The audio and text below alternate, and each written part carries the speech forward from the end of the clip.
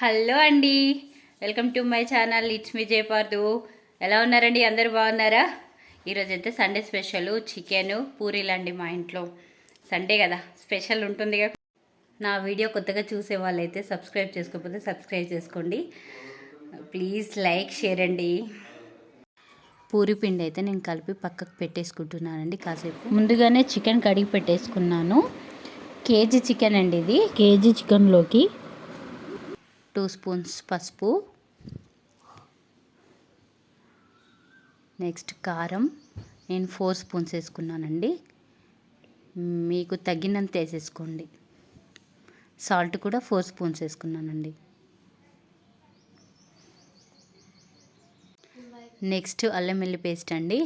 నేను ఆల్రెడీ ఇప్పుడు ఫ్రెష్గా నూరు పెట్టేసుకున్నాను.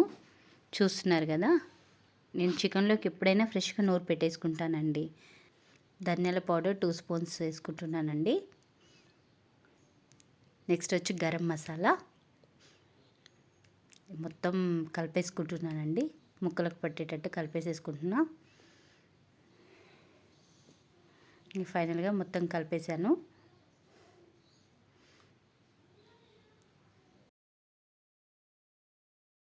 కడాయి పెట్టేసుకొని ఆయిల్ పోసేసుకుందామండి. మనం ఆ స్పూన్ తోటి అయితే నేను 3 స్పూన్స్ పోస్తాను.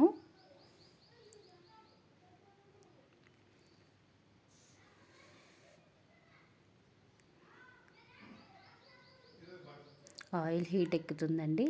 నెక్స్ట్ ఆనియన్స్ వేసేస్తున్నానండి. ఆనియన్స్ ఫ్రై చేసేసుకుందాం మనం.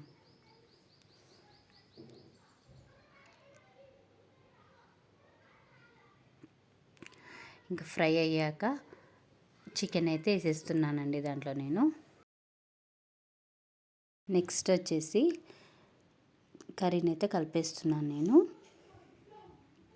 మొత్తం కలిపేసుకోవాలండి ఇలా.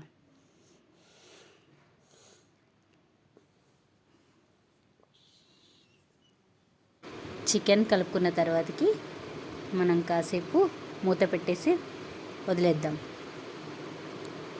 కాసేపటి తర్వాతకి చూసారు కదండి, అలా వాటర్ అంతా పోయిద్ది. నెక్స్ట్ మనం వచ్చేసి టమాటా ప్యూరీ అయితే నేను మిక్స్ పట్టేసుకున్నానండి. టమాటా ప్యూరీ వేసేసుకుంటున్నాను నేను. ఇప్పుడు చూస్తున్నారు కదా, అది మొత్తం వేసేసుకుంటున్నాను. ఒక 3 టమాటాలు అయితే తీసుకున్నాను నేను. మొత్తం కలిపేసేసుకుందాం. మళ్ళీ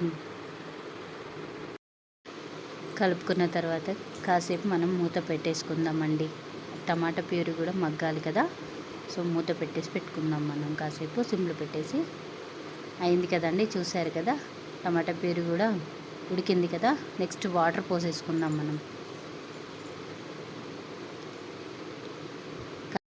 కలుపుకుందామండి. ఇంకా కాసేపు అయితే మనం ఉడకనిద్దాము కర్రీని.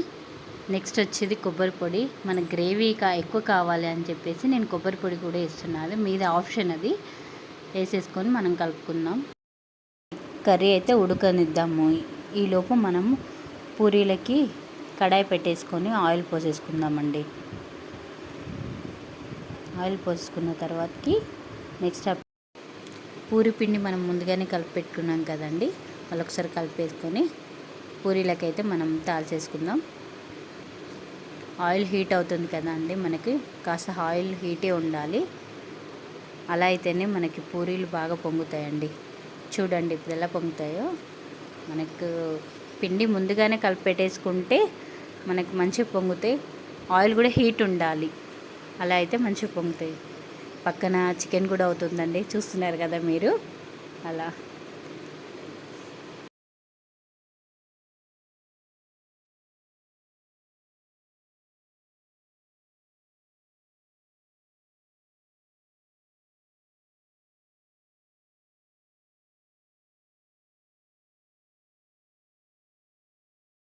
అయితే ఉడికిందండి ఆల్రెడీ. కొత్తిమీర వేసేసుకుంటున్నాను నేను.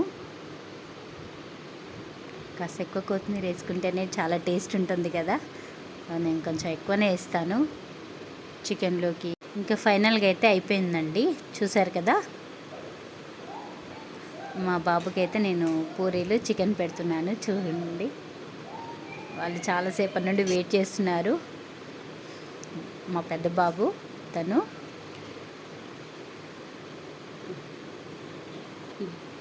మా చిన్న బాబు అండి వచ్చింది. తను కాస్త టైం ఎక్కువ తీసుకుంటాడు, అంత ఈజీగా రాడు బాబు అయితే. ఇద్దరు తింటున్నారు మా పిల్లలు, చూసారు కదా. చాలా ఇష్టంగా తింటారండి చికెన్ పూరీలు. ఎలా ఉంది నాన్న? Thank you for watching.